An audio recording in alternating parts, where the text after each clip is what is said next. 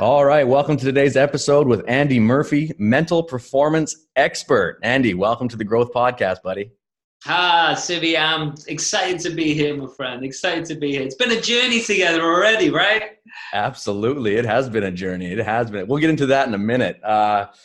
Before we jump in here, for the folks listening who don't know you as well as I do, can you tell us just a little bit about yourself?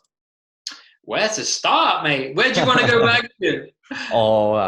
Wherever you feel fit. Do you know what? I've been doing this game for 18 years all over the world, and it's been a journey in itself. It's funny that we were talking about sales, and that's where everything began. And I'm from Liverpool in the UK originally, and I was thinking back then, that's even trippy, me going back there in my head, because it was such a different world. I grew up in Liverpool, very working class background, and there was no opportunities. Like, there was nothing. You know, you were an electrician, or you were a joiner, or you worked in a car factory, or, you know what I mean, or you went in the army. That was basically what it was. And it was amazing back then that nobody told you, do you know that there's sales? Do you know that there's entrepreneurism? Do you know, what do you like? No one ever asked me. And I think times have changed dramatically because the internet, right? But I'm old, mate. I'm old now. So it's like, no one showed you that. And it was very interesting because I basically packed my bags and went to Australia. And I didn't know anyone, didn't have a job, and I just went. And I was working in computers at the time, but obviously wasn't my passion. And very quickly, long story, but I found sales. And I didn't know, but I was being taught by the top guys in the world, highly technical neuro-linguistic programming sales. And within 6 months, I was basically the top performer in the country in Australia. We got headhunted to New Zealand. A small group of us were the managers, and I was one of the top closers. So we got headhunted to New Zealand. And that's where everything really changed. That was where we got involved in investment real estate. And I started to work my way up very quickly, and I got taught closing very quickly, and broke every record in that company, and got headhunted to lots of different companies and broke records in every company. And why am I telling you all this? Well, I was still young, and I was a top performer at 25 years old in Australia, New Zealand, and I got bored. Funny how you take things for granted, right? But you do, you get bored. And I said to my friend, what should we do? And he'd just come back from Dubai. And he brought back this tiny little newspaper clipping. And it said, the Worldwide Property Fair. My little 26-year-old brain goes, I'm going to take Australian and New Zealand real estate to Dubai. And I never put a business together, and I put a business plan together and went to speak to somebody, and a much older guy than me, probably about my age now, to be honest. But he was like 20 years older than me. And he was already in the real estate game, and he knew who I was and what my reputation was, and he was putting together this project, early stages, but to build a resort in Fiji.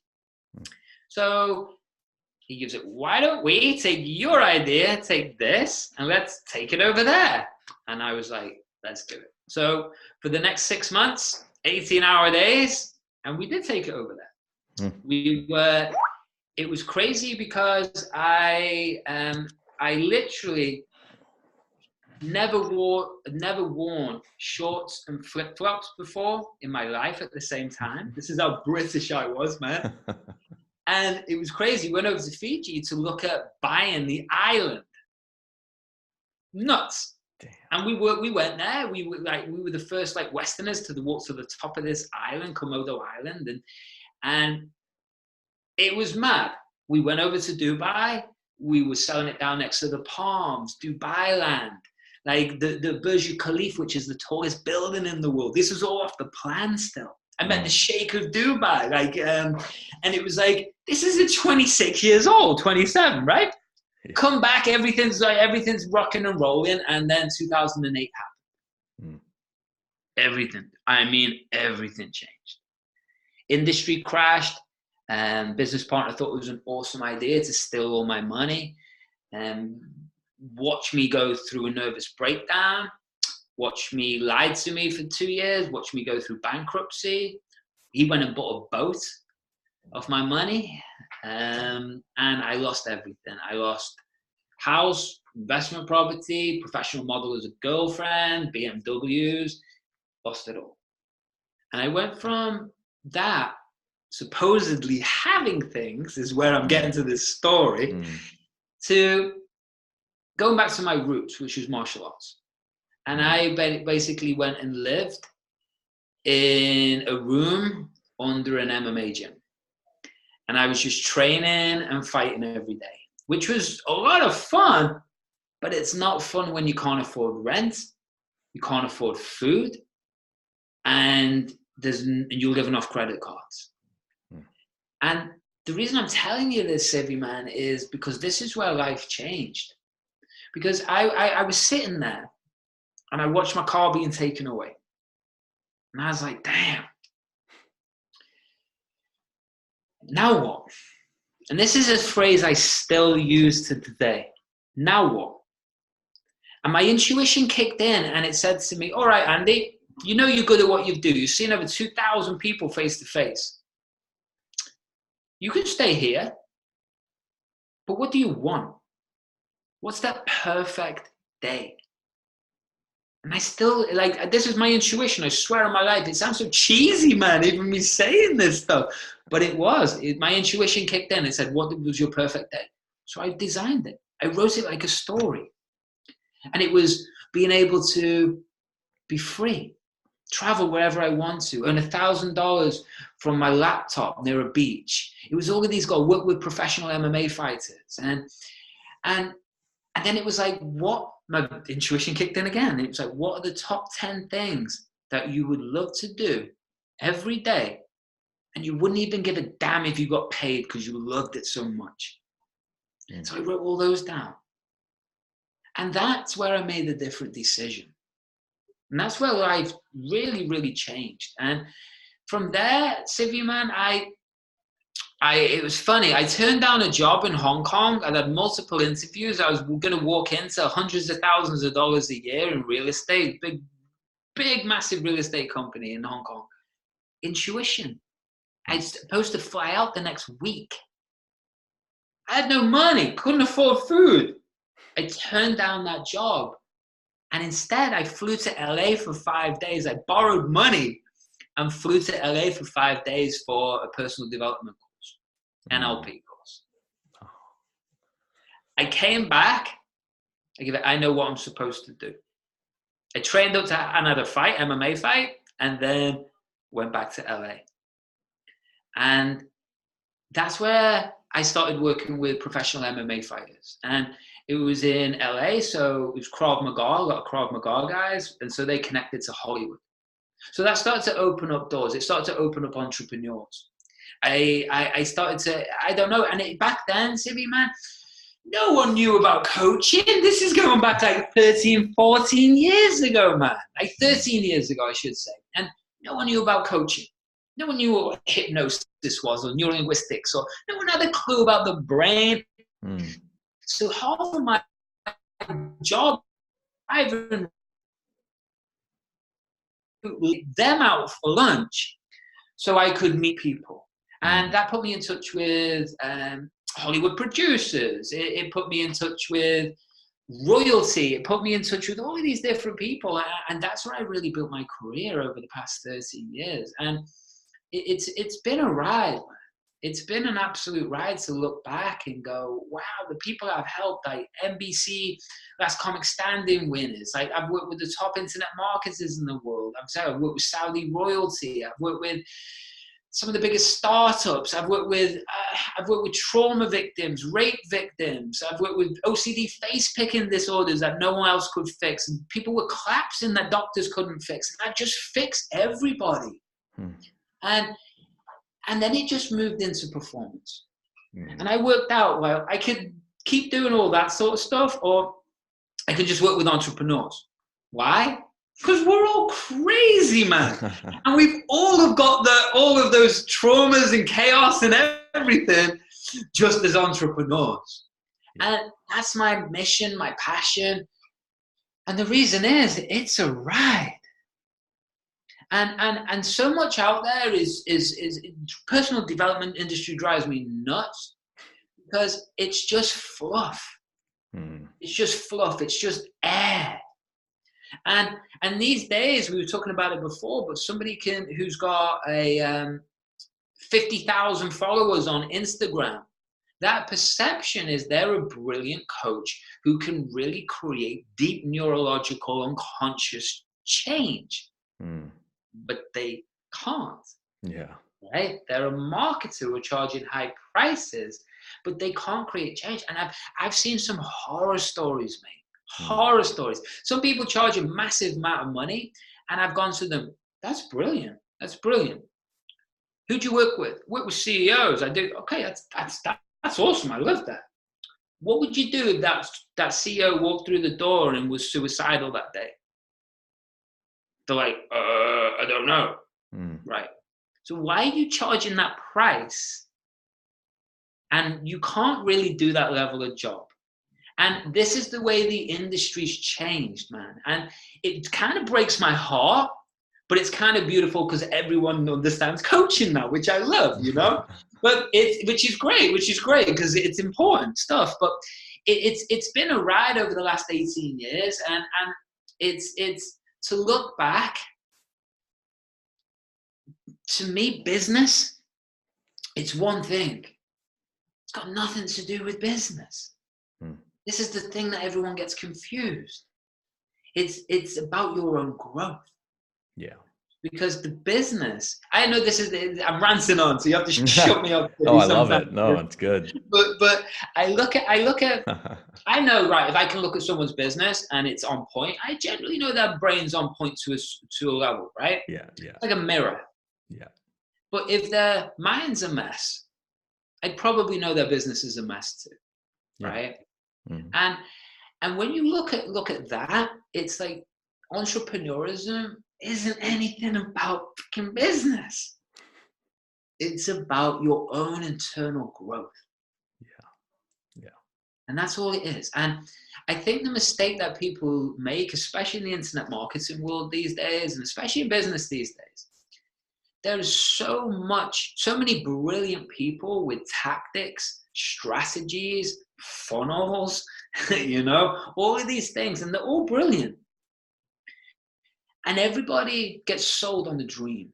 You know, you buy this logical system, you will be able to create these results. Now, is it true? Yeah, it's true. Is it not true? Yeah, it's not true. And the reason is I teach, because I believe, because I've been through it all, is that there's two sides to the equation. One side is you have to have the skill set. Have to. If you haven't got the skill set, you cannot get what you want, right? In sales, in marketing, in mental performance, you cannot get what you want. But if you've got the best mindset in the world, but you've got no skill set, you won't get what you want, right? And just like when people are building the logical side of the business, people do not understand your brain is exactly the same thing. We have to build it. And there's ways to think, there's ways to feel, there's ways to act, there's ways to interrupt patterns. There's ways to train your brain to walk into every sale. And unless you've prepared your brain the right way, well, that sale can go either way. It's the same with stepping onto a stage, launching a new product, getting over an issue from the past, moving blocks out your neurology around money and growth, or networks, or being able to build rapport fast, or your own internal damage that happens as we're growing through life, you know? And there's a million brilliant people out there who have either one skill set or the other, but it's the combination of them both and the mastery of them both that creates someone who's worth $100 million or whatever it is, or a millionaire or whatever the heck it is. It's like, I always get teased about this because I always mention Elon Musk's name on my podcast. Yeah, you do. Oh, no, man, I always get teased about it, right? Yeah, makes sense, though. He's awesome, right? He's awesome. He's a badass. I've moved into Jeff Bezos a bit more right now. Oh, yeah. Fair enough as well. Yeah. They're awesome. But it's like, if you got thrown into their roles, right? Okay, Bing, you're Jeff Bezos. You're Elon Musk right now. You're a multi-billionaire. Amazing. You can buy anything you want, which is unfortunately what most people think. That's what most people chase. Yeah. Right? Yeah. Is the cars, the houses, the lifestyle, the prestige, the ego. Right? Ego, yeah. But the truth is, if you got put in his role, how long are you lasting? Yeah. I'd give myself about 30 seconds. Yeah, I was going to say like a minute, 2 minutes. Yeah. Right? Yeah. Because we haven't earned it. Yeah, exactly. We haven't built our brain on our nervous system to respond at that level, right? We haven't got that wisdom. And what I find in the general, it feels like I'm ripping into this industry right now, but I don't mean to. It's just, there's the most amazing graphic I've ever seen. That's a bold statement. It's maybe not the most amazing graphic I've ever seen. But it's a good one. It's a good one. And it's like there is a millennial, and he's looking at this guy who's really successful, much older, and he's standing on this cliff. And the millennial's looking up at this, going, that looks easy. I want that. But the guy standing on that cliff has gone through this 24 hours a day, 7 days a week, the sacrifices, growth, the wisdom, the pain, the lessons, the decisions that have brought him up to that point. But what's happening with most social media is we get shown the end snapshot. We get shown the gold. We don't get shown the journey. And the journey only comes through wisdom. The journey only comes through putting yourself out there and constantly expanding yourself, constantly putting yourself in deep water, constantly, stretching yourself further than you can stretch. Because that is where most people, is what I call a snapback. They get snapped back to that old version of them, or the old neurology, or their old patterns, right? It's only the other people who get the mental side of this game down that then snap forwards and break this old box and step into new territory. And that's where we program through visualization, all of these other ways, but we're programming the nervous system and the brain to get used to the unknown. And when we can do that, that's what it means we're in constant expansion. And if we're on a mission to achieve something, then that mission is what we're doing. It's not about then the money. It's not about the bling. It's not about the prestige. It's not about this. It's not about that. No. It's about our internal drive towards achieving that mission. And when people can understand that, then everything changes. Does that make sense? That was a big rant, dude. Does that make sense? Oh, it makes perfect sense. I love it. Your rants are awesome, man. Your rants are what turned me on to your podcast many moons ago. I love it.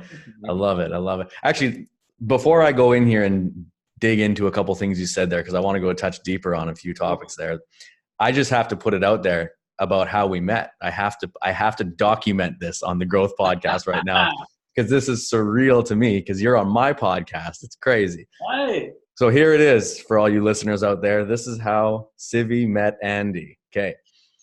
About 2.5 years ago, my wife and myself were also going through some tough times.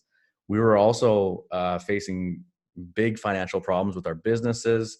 We were living in Southeast Asia at our best friend's place. He was kind enough to let us live there for a few years while we were all working together and things. And for lack of better words, shit hit the fan. okay, in a big way, as it does in the entrepreneurial journey. We were in a foreign land, and I didn't take it well. Let's just say that. I went into a bit of a depression, was drinking too much. I wasn't being myself. I wasn't being productive. I started downward spiraling, as we do, We've all been there. you know, and on my way down, I was realizing that I needed to develop myself more, because I didn't have time to, I didn't have the work and the stuff to do anymore. So I was just me. I was Right. alone in my mind. I was like, well, what am I going to do today? You know? And so I started reading and doing all this development and stuff and exercising more and stuff. And it's like you say, that was the lowest point financially for us. Financially, it was the lowest point mentally, in the sense where I felt like a loser, right? I felt down and depressed, couldn't even look at my wife in the eye, right? Because I just felt like I let the family down, because I made some bad business decisions. And when I was down at that base, a couple things happened. One, I started listening to your podcast. Okay. I came into your existence around that moment. Awesome. Mindset by Design podcast. Amazing. And I found inner peace in that sort of 6-month span. And I realized in that moment, after being stripped of all of our worldly possessions, basically, I had to sell my motorbikes, you know, all these things. Just like you, I was losing my stuff I had been accumulating. We had the weekend home that got taken away in a flood, right? And I was like, well, that's gone too, you know. And like all of a sudden, it was like, I don't have anything, and I don't have any income, but I just have my own body and my mind. And I was working on myself relentlessly. And in that moment, I found peace, and I found that I had never been, quote unquote, happier with my own existence in that moment. I was like, I don't need anything. I'm actually very content with what I am as a man now. Right. Forget all that external shit, and forget the businesses that made mistakes and stuff. Forget everything. I'm cool with me. And then, right. And then I started really working on myself and listening to your podcast, and surrounding myself with resources. And that started the spiral reversed, right? I went out and I paid for some mentorship from various people. I got into various programs. I started working online, changing my surroundings as far as business. When I went from brick and mortar to online business, meeting people like you and others around the world via the internet, right? Connecting with people, reaching up to people that I could see were like, oh yeah, they've been where I am and they have what I want. I'm going to go hang out with that guy. You know, like I need to hang out with that vibe. What are you doing? You know? And I started doing that. And then in the process, my wife and I took a trip to Russia, right? So here we go. This is the awesome thing.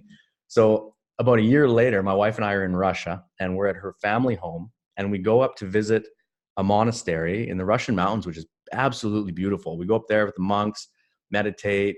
We do a hot sauna where they beat you with the sticks, and then you go in the freezing cold water, and like you do this whole ritual and stuff. And we go up there. We do it every year. And we went up there, and that was like a moment for me where I washed off the past year and a half of depression. I wasn't depressed for a year and a half, but a year and a half of not the best. I washed it off consciously. I was like, this is the washing right now. I'm showering my body clean of this. And I came out of it with a high vibe. I was like, okay, you know, this ring, I have this ring on still. I bought it there at the monastery. I'll never take it off. So left there, high vibe, feeling good. Like all of a sudden I had my posture back, you know, I had my shoulders were back, and I was like, okay, I can take on the world now. Right. We get in the car, and we're driving. It's like a 3-hour drive, and I'm listening to your podcast. Okay. So I'm listening to something awesome. I'm just like, yeah, awesome Mindset by Design podcast. I'm feeling good. Get to the house, and I was reading a book, NLP. Okay. Something about NLP book, blah, blah, blah. Okay. And I posted the book on Facebook. Yeah. And I put, you know, some quote from the book, and I was like, this is an awesome book. If anybody's into NLP, I recommend it. It's just amazing. I love it so much. This is very cool. What do you guys think? And that post blew up. There was like 100 comments under there within a few hours. And it just went all these people like, yeah. Awesome. What is it? Show me this kind of stuff. And someone under there commented, oh, if you want to learn about NLP, check out this guy, Tag. And he tagged your name. And I was like, I was just listening to that dude's podcast. Shit. I didn't even, you know, like, what are the chances of this man tagging you there? And then you came under and you commented instantly, right? And I was like, oh my God, it's Andy from the podcast. I was yelling at my wife. She was out cooking dinner with her mom. I'm like, come here, come here. I'm like, you know the podcast guy? And I'm explaining it. And she's like, what are you talking about? Like, no. And I'm like, it's the guy. And I'm telling her all this big story. And I'm like, look, it's Andy. He's there in my post. Wow. And then I hit you up in the DM, right? And I was like, hey, bro. And I told you a little quick 2-second story, just like what it was. And then we've just been buddies ever since, right? Yeah. It's Same crazy. People. That's just such a crazy synchronicity. It's amazing. What was the guy's name? Because I was on his podcast. Yeah. He'll come to me. Yeah, I can't remember who it was that tagged you. I didn't know him. I do know, and I'll let you know so you can tell it. Yeah. But that's really how life works, right? Crazy. Not crazy. Very not crazy, actually. And that's why you've got to go. It's like, I really believe we could talk about the science, and we can talk about neuroscience, and we can go deep down that rabbit hole, but there's more to this game, man. You know what I mean? I really believe that, yes, we've got to learn all that. Yes, it's important, but why? It's frequency. I think everything is like a tuning fork. You know what I mean? And the highest level people I talk to, this is just how they live. And my whole life is even just about making sure I maintain vibration. And what does that mean? It means, because it sounds so woo-woo, but what the hell does it mean? It means that if you're going against your intuition, what's your intuition? Your gut feeling, the voice in your head, right? That's actually guiding you, not telling you that you suck, right? There's a big difference. But that gut feeling and intuition, when you truly understand it and connect to it, it guides you. And I really believe that, like, the universe is, if you want to go there, it's mathematical. Do you know, Sibi, that every river in the world runs to the same mathematical equation? No. It's pi and phi. And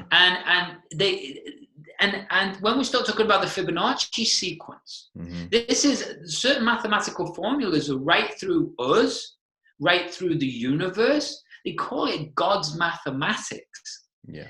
And when you start to understand, maybe this shit isn't like random, you know?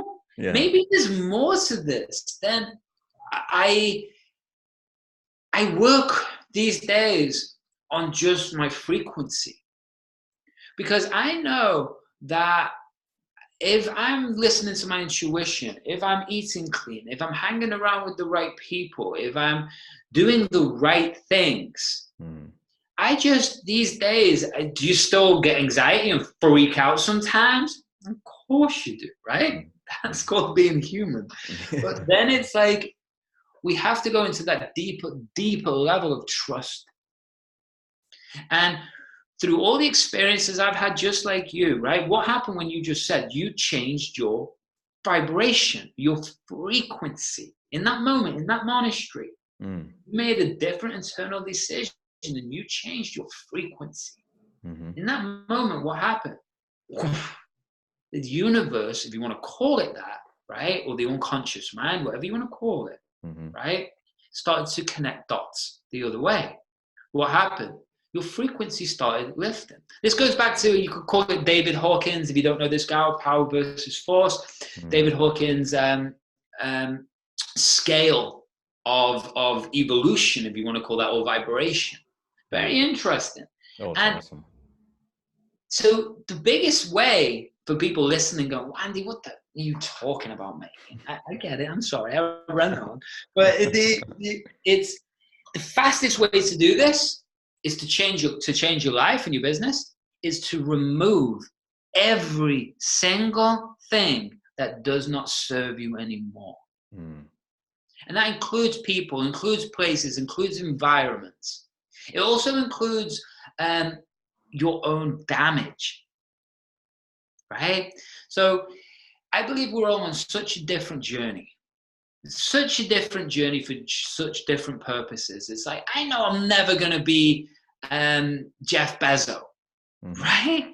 How the hell has Elon Musk changed like 8 different industries and he's like 45?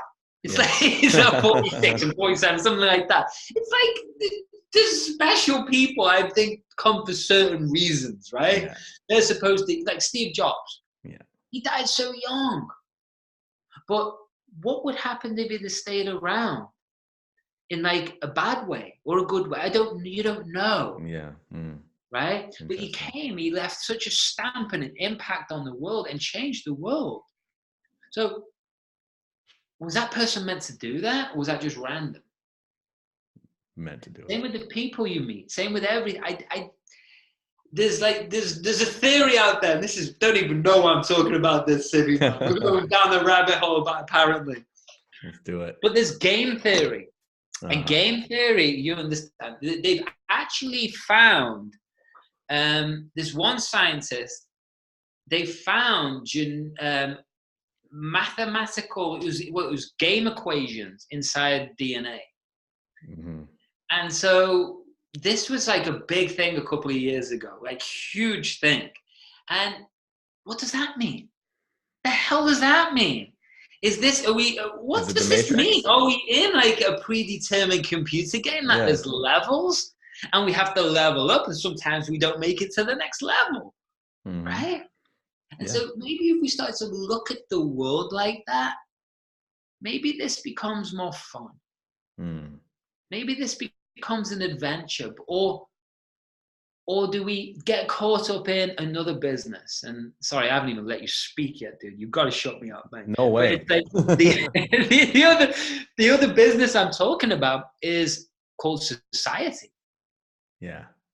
That's a business. And if for those people who are out there don't even go like, what are you talking about? If you're working a 9-to-5 job right now, nothing wrong with that. That's beautiful. But guess what you're doing? You are a cog in a mechanism in a business. The business is a country. The country is run by a bigger organization. It's called the financial system. So this is a business. So you're either inside of that business, not even aware there's a business called society, or you are outside of society, the business, and looking in and using society for your own internal growth. Now, for some people out there, that might be revolutionary. For some people out there, they go, that sounds conspiracy. No. To me, well, that tells you where they are. Yeah. It's not conspiracy. To me, it's reality. Yeah. And I've seen, like, honestly, Xavier, I've seen like probably 10,000 people I've coached or face-to-face. We've got 1 million downloads, way over 1 million downloads on the podcast. I've spoke all over the world. I've worked with everyone from everything you can imagine. And it's just, the higher you go, it seems like there's 2 ways to get there. One, pure pain and ego that will drive you forwards with aggression and anger and accumulation and collecting and showing and presenting themselves this certain way and identity. I've met those people, and I've met those people. I work with those people and looked right through, because I don't see the ego, I see the person. I look straight through it. And there's an empty part of them. It's empty. There's something empty in there that they're trying to fulfill. There's some damage in there that they haven't healed. It's like, for example, I was in New York. I held an event at the W Hotel overlooking the New York skyline. It was pimp. You know what I did? I rented out their nightclub for 3 days. That's awesome. It was awesome. It was awesome. That is awesome. And I met somebody there, and a friend of a friend, and they said they were in the finance world and they work for this billionaire. And I was like, oh, cool. What's he like? And they give it. Well, he takes the train, the tube every day. The tube, I don't know if you call that in America. That's subway. Train, the underground, whatever you want to call it. Right? Yeah. He sits on it every day to work. And I'm like, wow, Hmm. that's amazing. That a billionaire would be that, like, he just doesn't care. He's on the train with everybody else. And they were like, no, no, no, no, no. He doesn't want to spend the money. Oh, wow. That's crazy. Think about that. So what is his internal dominant feeling every day? Scarcity and fear. Yeah, Weird. right. But he So still got there. But he still got there. got that, but got where? He forced it with ego and. Well, what did he get? Well, yeah. Well, I guess he got to the financial place where, this is something that's interesting, right? A lot of people talk about you have to feel abundant to be successful and wealthy.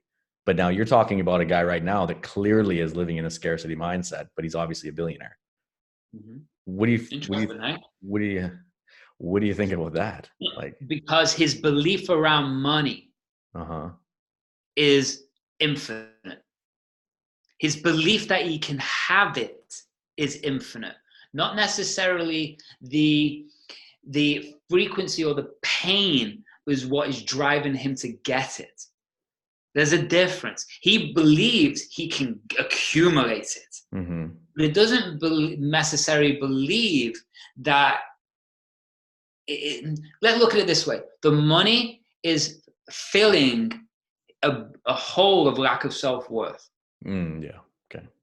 Right? Yeah. So he believes that he can get as much money as he wants, but what is it fulfilling? It's fulfilling a hole of lack of self-worth. If you took all of that money away from him and sat him down and he wasn't allowed to talk about, or his memory got wiped. Mm-hmm.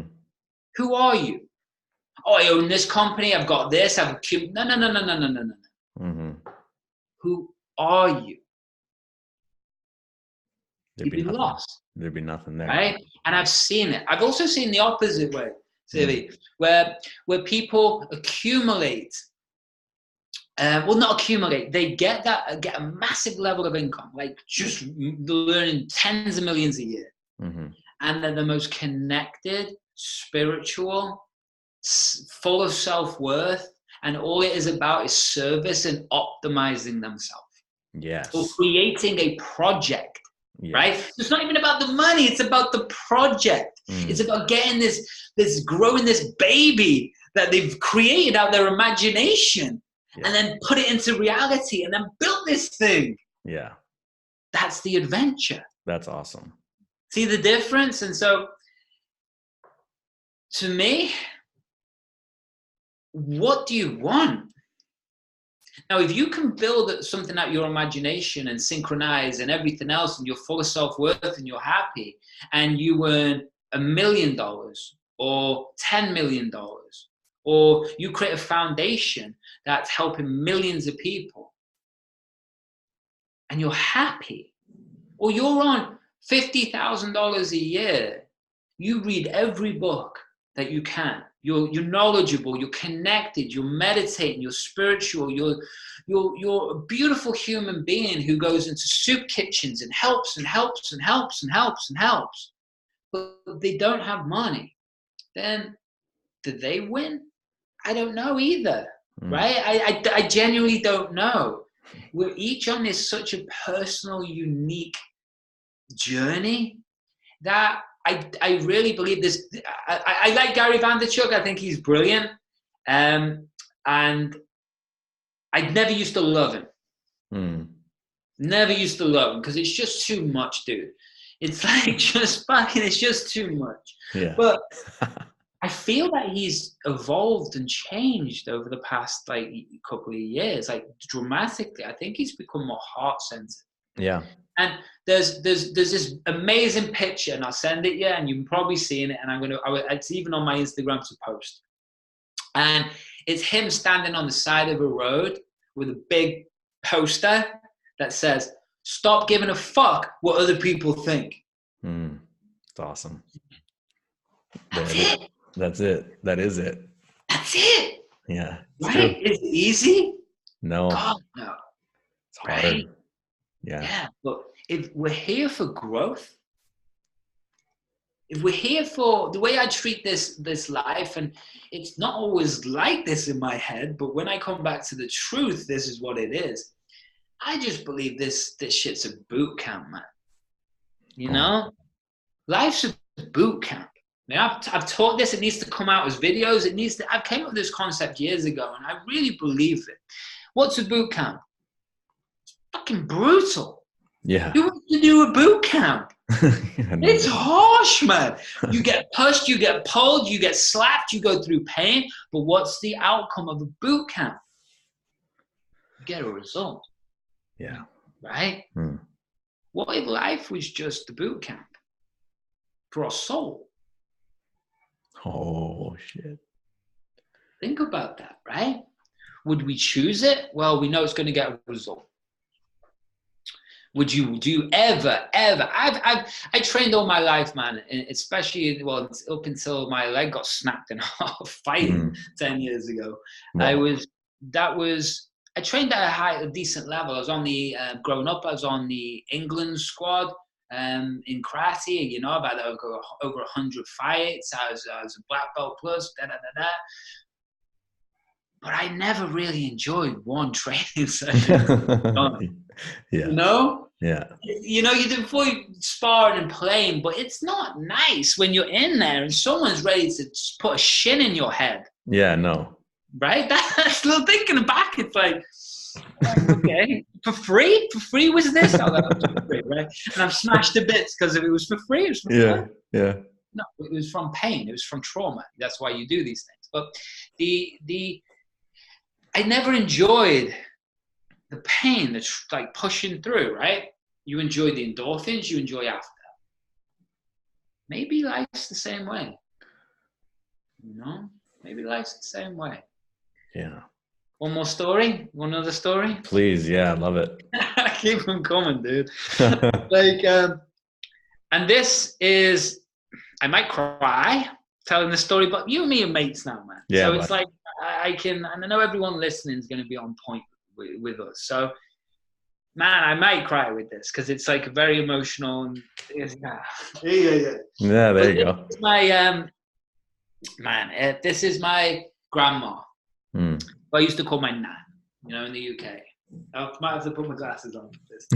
But, I was very close to her, man. I'm very close to her. And this is a lady that had read thousands of books. Like, we're talking thousands and thousands. Because she grew up in the war, and it was just like, there was no money, nothing. She just lived in the library.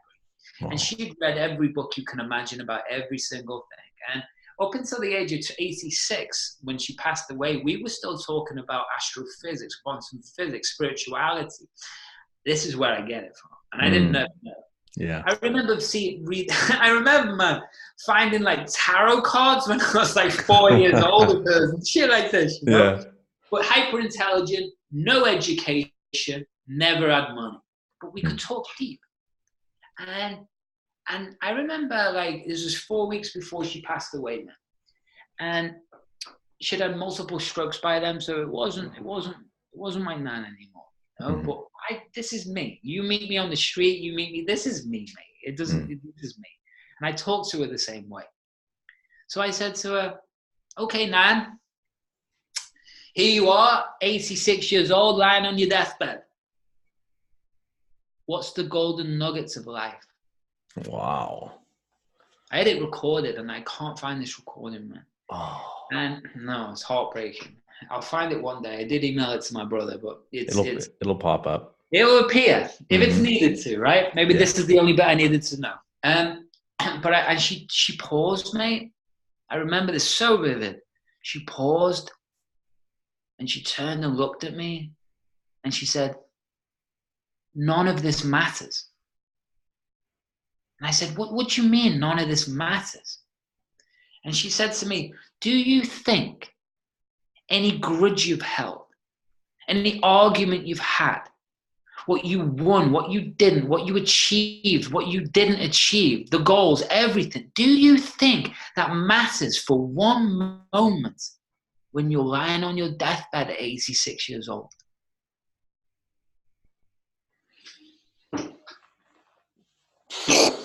Oh, shit. I'll let everyone sit with that for 20 seconds. Probably want to break from my talking anyway. So, right? So 2 ways people can take that. You could go, well, what the fuck's the point in trying? Mm-hmm. I took that as, wow,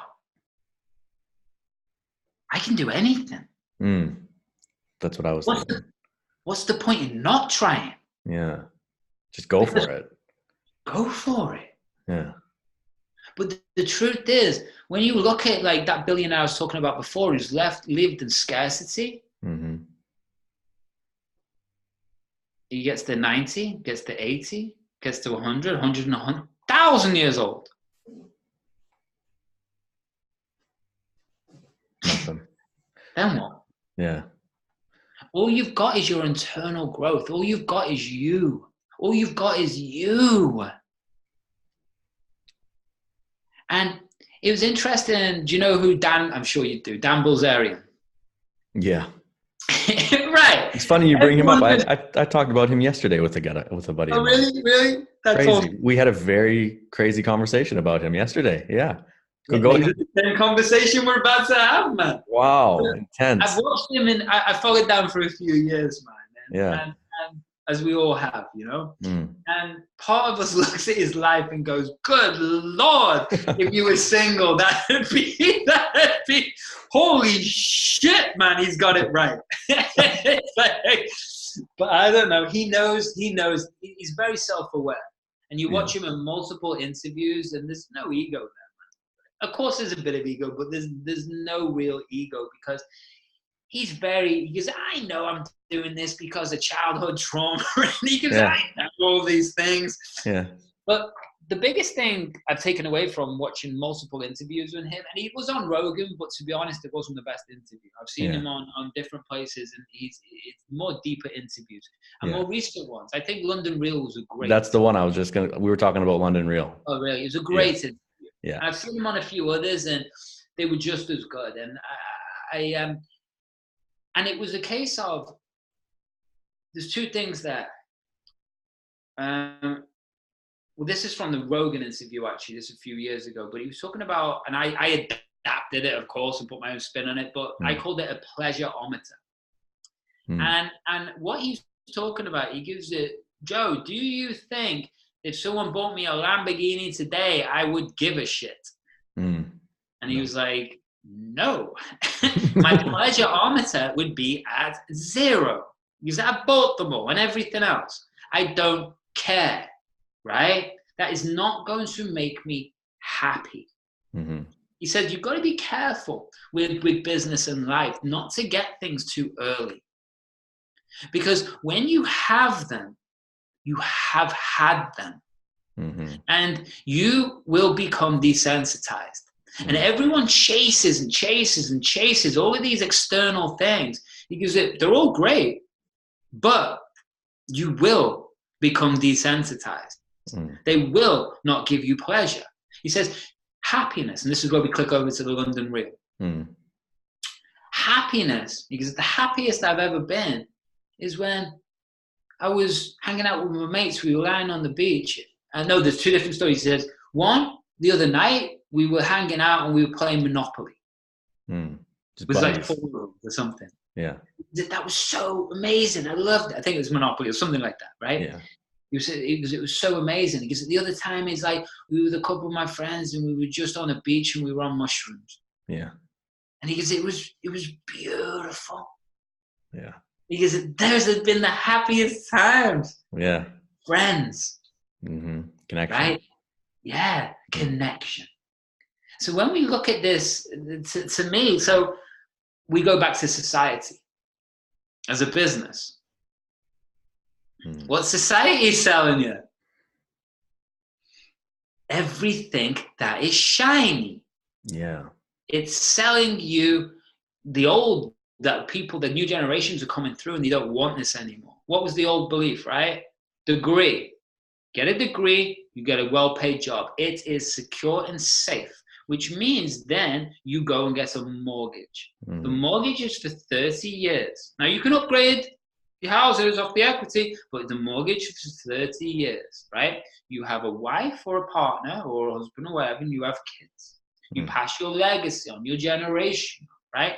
And at the age of 65, you retire and you get to be safe with all of the things you've accumulated, and you get to hang out with the grandkids, and you get to pass your wisdom on, and you get to pass your money on, and you can enjoy the rest of your life with travel. Well, that's what everyone believed. But how many people get to 65 and the health is there? Right? How many people have then struggled and scraped all their life and they feel inadequate because they've not acquired or got to the level that they're supposed to, you know? And it breaks my heart. I watched my dad do it, right? Then he got Parkinson's. Literally retired, got Parkinson's. Brutal. You know? So he worked his ass off. He come from like such poverty, like they did in Liverpool, man. It was no difference to Africa. And I mean that. Like no food, they didn't have doors. They didn't have the windows. They didn't have blankets on the bed. They slept under coats. Wow. That's where my dad came from. That's Liverpool in some places. And so for me, he took me to a different world. He took me a level up. My thing is, I don't want kids, but my point is to take things to another level of growth. Now, is that money? Is that, we'll see. We'll find out, right? I've got big plans, but it's not about that. It's about my growth. Because I know what my potential is, but I have to get out my own way to get it. Yeah, totally. You know? Crazy. And so when we go back to Dan Bilzerian, saying the things, he's got everything. He's got mega yachts. Yeah. You know what I mean? Cash, paid, done.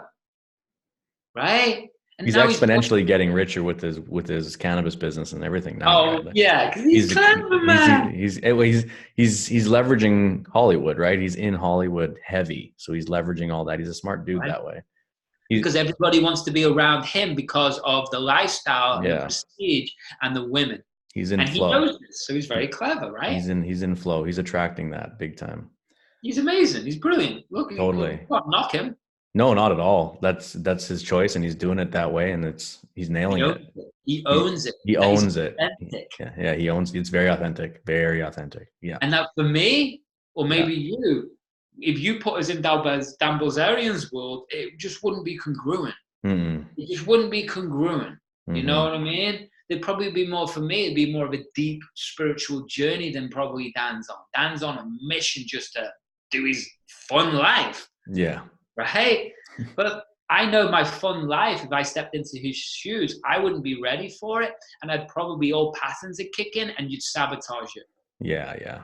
Do you know what I mean? Through partying, you'd go the wrong way. But he's moved past all that. Yeah. That's why he's ready for that. It's authentically him. Steve Jobs, Elon Musk, all these people, they're ready for that. They've become authentically them. They have grown into that, to that level.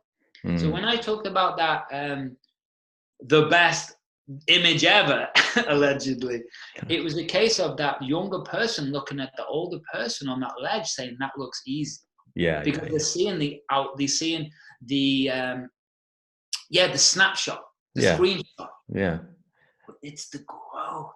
Exactly. It's crazy.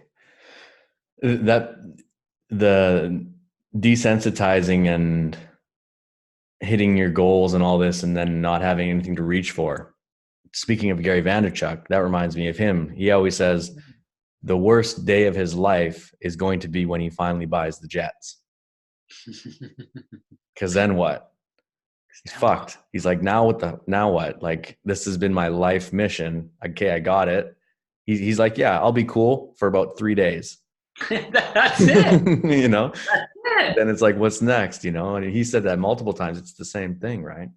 Right. It's the journey. It's the dopamine that keeps us pushing, but it's the journey of our internal growth, man.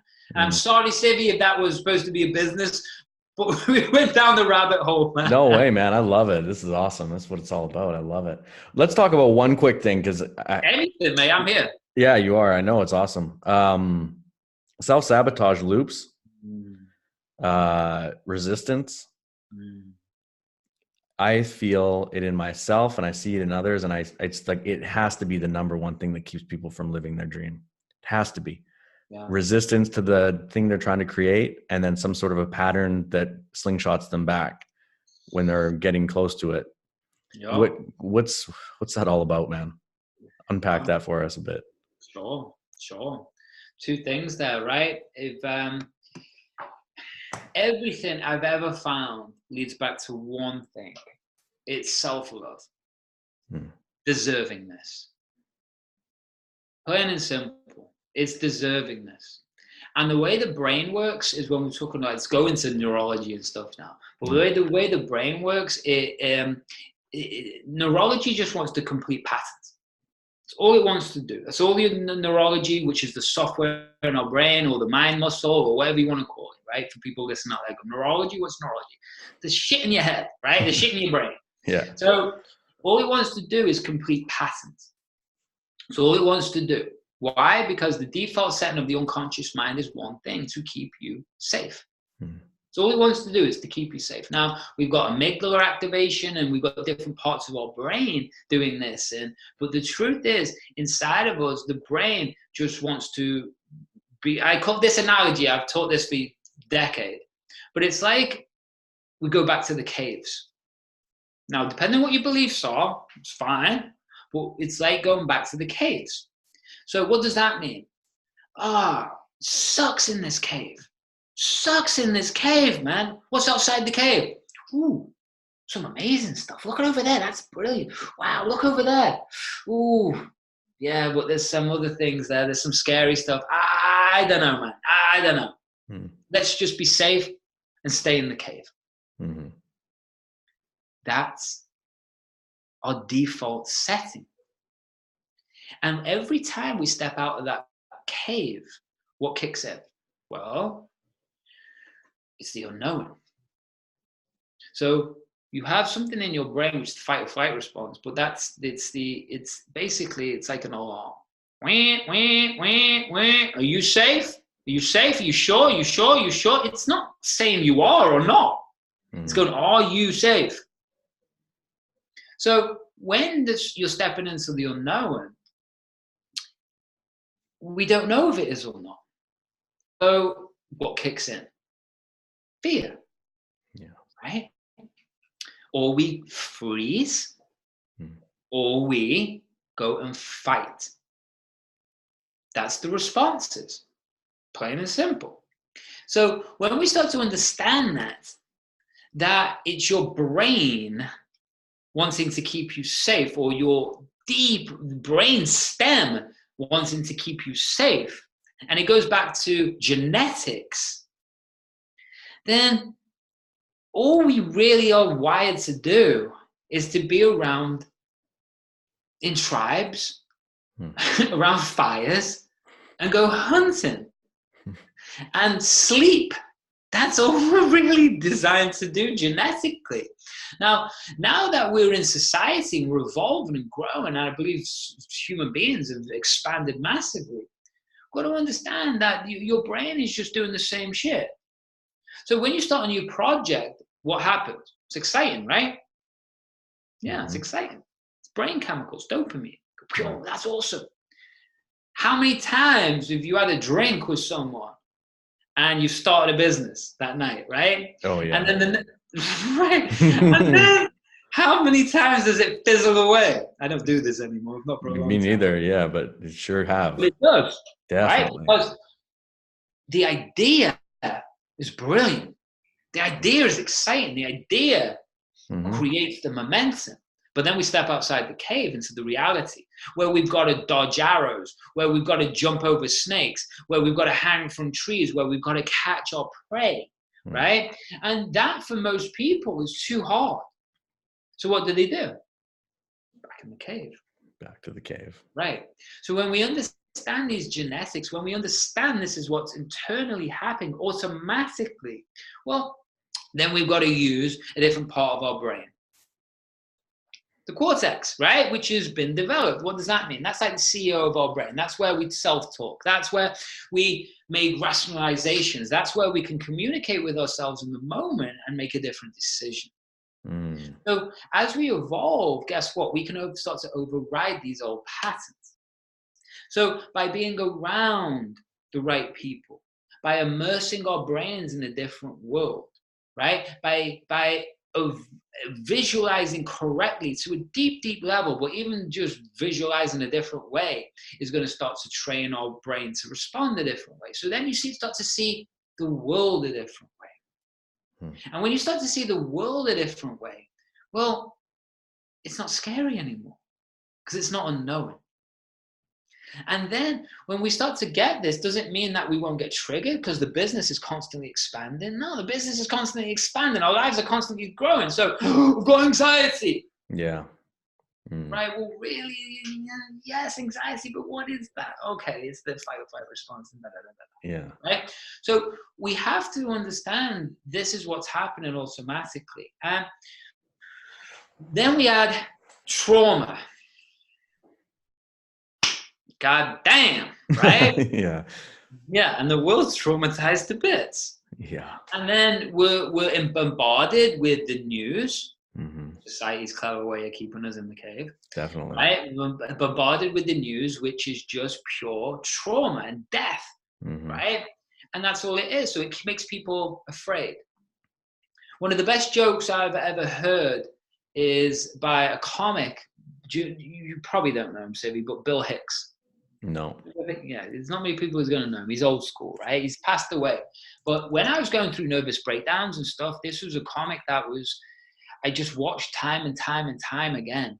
And he was very massively profound. Some people out there will be, yeah, he learned a lot by taking a lot of acid. Let's say. So he saw the world a different way. Yeah. And do you know that's random story? Do you know that whether it's true anymore? But when Steve Jobs was alive, if you wanted to be on his creative management team, on the application form, it was how many times have you taken psychedelics? Oh, really? Yeah. Yeah. Makes sense. It's important. He said it's you can't. In his autobiography, one of the last things he said was that he cannot communicate with anybody who hasn't had deep psychedelic experiences. Yeah. Just saying. Yeah, I got it. It makes sense. I mean, either that or you have mastered meditation on a level for like 60 years, you know? And I believe there's other ways to do it besides psychedelics. I really for sure. But for the mainstream average person signing up to work at Apple, probably got to go chump some mushrooms first. Right? Yeah. That's interesting. Right. That's his creative team, you know? Creative not team. Not working necessarily in the Genius Bar or whatever it is. It's not the accounting crew, that's for sure. No. Well, maybe he needs it. But but my point is with this resistance and these patterns. Yeah. The box, the cave, the resistance, stepping outside of it. And then we add trauma. And trauma creates a weight. That creates a block. Okay? And understand that when we're kids, what we're learning is deep unconscious patterns. From the year of like 0 to 7, you probably know this, it's called the imprint stage. And then we go up to the socialization and the business and then etc. But in those early stages, if you are surrounded like I was with in not poverty, because my dad was in poverty, we didn't have much money, you know? And so what's the arguments? It's always about money, man. Oh, the arguments, the conflicts. Yeah, the argument, the conversations, the arguments. Sorry, it's my accent, man. The conversations are always around money. Yeah, that's the biggest pain. And this layers together a belief system. Well, it layers together actually a value. We want to go to the first thing. So then we start to value money as what's taught to the lower working classes, that money is dirty. People who are rich it's a separate, like it's they're over there, we're over here. So when we start to look at the way I grew up and everything else, and the majority of the world, it's like they start to value money very differently. And on a value, the top of that forms a belief. So a belief hangs off a value. And so then you start to believe certain things about money and yourself connected to it. And then if we've got trauma, that's a lack of self-worth. So then all of these things start to bind together and start to connect deeper neurologically. And it starts to form a blueprint of our brain, especially in those early years. So then what happens is becomes a dominant muscle, a dominant pattern, a default setting. And so this is what starts to create resistance. And then I don't know how you grew up. I just grew up around crazy people, right? So they didn't have money, but they were doing crazy things. They were wild, man.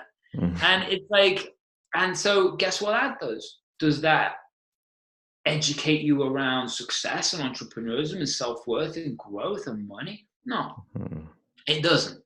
It reinforces those things and reinforces your separation. And then the sad thing is that Hollywood and everything else, they then glamour crime, right? I watch crime films, movies, right? Yeah.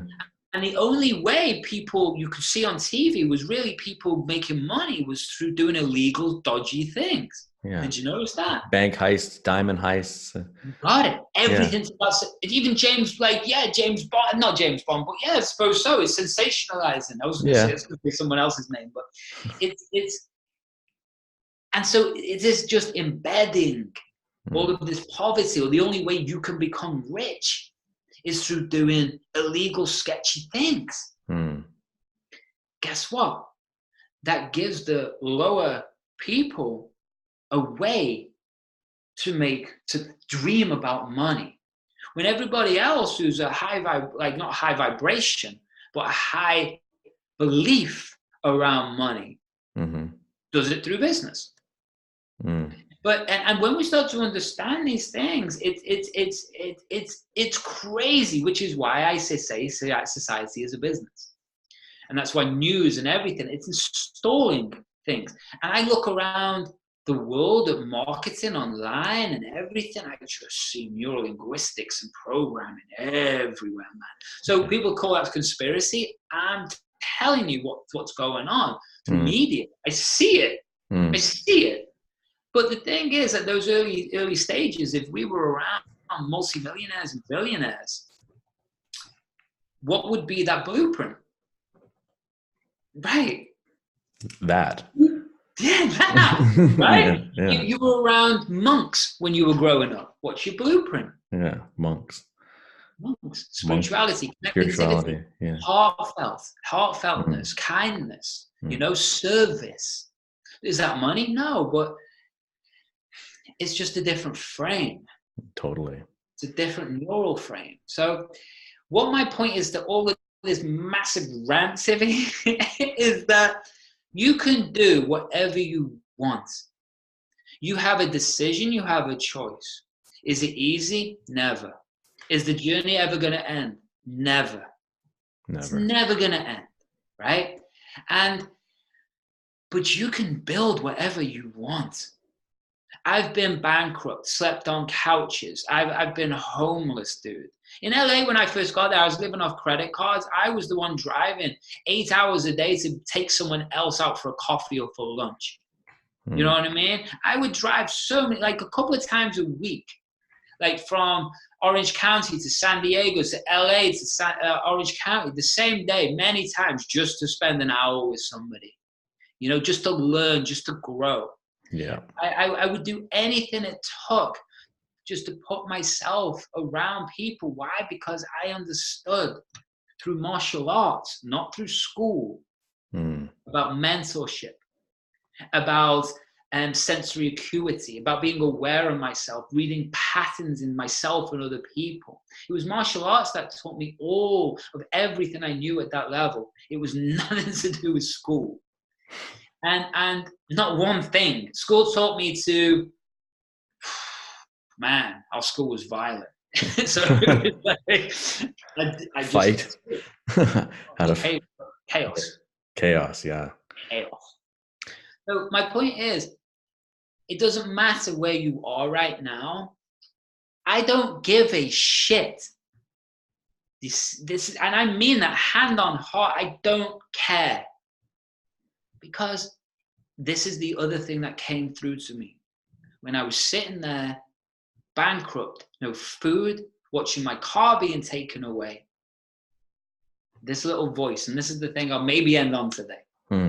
But This is just where you are. This is not who you are. Mm. And that's where I made the change. And that's where everything changed. And I feel like now I turned 42 this month, February, and I don't even feel like I've begun yet. I love it. Don't even feel like I've begun yet. And I've done all that I've done, and I don't even feel like I've started. Perfect. It's day one every day, right? Day one every day, my man. It's the beauty. I love it. Yeah, that's the feeling. This isn't say that line again. What you are, where you are. It's not, it's just where you are. It's not who you are. Yeah. And that was pure intuition, pure guidance, pure unconscious, whatever you want to call it. And it's the same with, right, you know, I'm rebranding everything right now because I want to go on a different journey. I'm going to build a business with this guy called Sean Wells, and then we're building this next big mastermind, and then I'm getting into mergers and acquisitions. This is just the start of this journey for me. Now, how do I know that any of that is going to work out? No. That's my mission. Yeah. And it feels congruent, it feels right, and it excites me. So some months like with an entrepreneur, some months are absolutely amazing, like financially. Yeah. Some months are rough. But I'd prefer that ride than anybody telling me what to do ever. And anybody being in control of my money. Yeah. That's the big thing. That is the big thing. Money is energy. You should never allow someone to be in control of your money. Yeah. Money's energy. If they control your money, they control your energy. Ooh. They control your choices. They control your ability to make choices. Right? And they cap it. To hold you down. Well, see, now we get into where are we going with this? Yeah. All right. That's awesome. So much good stuff, man. Amazing. I hope so. So you mentioned moving forward, day one, every day, working on some new stuff. Tell us a little bit more about what you're working on, and maybe where some of the Growth Podcast listeners can find you if they want to go check you out and all these nice things. Sure, man. Sure. You can head over to the brand new website. By the time this come out, it'll be there. It's andymurphy.biz, B-I-Z. In there, got lots of cool stuff. But the podcast is Mindset by Design. And the thing I'm excited about, there's just two things, man. If you're self-driven, I really believe I've created the most in-depth personal development course that exists to build yourself into the ultimate entrepreneur. It's called the 8-Figure Thinker. It's built around neuroscience, neurolinguistics, neural retraining, which is my systems, and gamification. There is nothing like this on earth. And I mean that. I'd put it up against anything. This thing will build you. It's in depth, and you've got to be intelligent. If you're a dum-dum, this isn't for you. My world isn't for you. And I ain't saying I'm clever, but that you need it. But it will change your life forever. But the thing I'm excited about, Sevi, man, it's called the 1% Performer. This is where I get to really interact. This is where I'm taking a constant journey of people over 12 weeks. And we're looking at upgrading your brain, your brand, your money. I want to give you access to coaching. I'm going to be live every week. I'm going to give you access to all of this private training. I'm going to make sure that the group, well, it's going to be on my phone, not on Facebook. This is a personal thing, man. And this is such a passion of mine. I love running teams and groups because everybody looks after each other, and the people that are around me, then they're either they like me or they hate me, right? If they like me, then man, I'm gonna give my heart and soul to help these people. This isn't about making money. I'm gonna make lots of money, but I'm gonna make the people lots of money. And the really bones behind this, Ivy, man, I am sick to death of the bullshit that's out there. I'm sick to death of try this meditation. I meditate deep every day for an hour, man. I'll show you some different stuff, but it's not fluff. This is about true change. This is about true growth. And over the 8 weeks, 12 weeks, you're gonna radically upgrade everything of who you are. And by the end of it, I want you to be my biggest fan, and I want you to have changed your life and business in so many ways that you didn't even know was possible. That's my mission. That's the 1% performer, man. So on the website, new little trainings coming up. It's not going to be this massive webinar. It's just going to be like a 30-minute training of me, literally probably going to draw on the wall behind me. So everyone gets to know me. Yeah. But that's what I'm excited about, man. And if I can help anyone out there, I'd love to. That's awesome. That's awesome, bro. I look forward to watching that thing evolve over time and watching you impact a bunch of people. Thank you, man. I really do appreciate you coming on the podcast, man. You know, I appreciate you inviting me. I appreciate our friendship now, dude. I do. You know. Yeah, me too. It's funny to say, like, you've been with my journey before you knew you were with my journey. You know what I mean? Like when I was down. Seriously, your podcast was one of the things I listened to. Like, it just got me going. That makes me happy. You know, just smile for me, just smile. So cheesy, but that's the point, because it's anchoring, it embeds in your head. It's so good, man. It's so good. I was like, yeah, I can smile. Like, it's not all that bad. You know what I mean? And then I'd listen to that, get going, and now you're here. It's really cool for me as well, bro. So I appreciate it. I appreciate that, man. Give me some knuckles. Yeah, buddy. Yeah. All right. What's the website one more time? AndyMurphy.biz. All right. Thanks, buddy. Thank you, sir.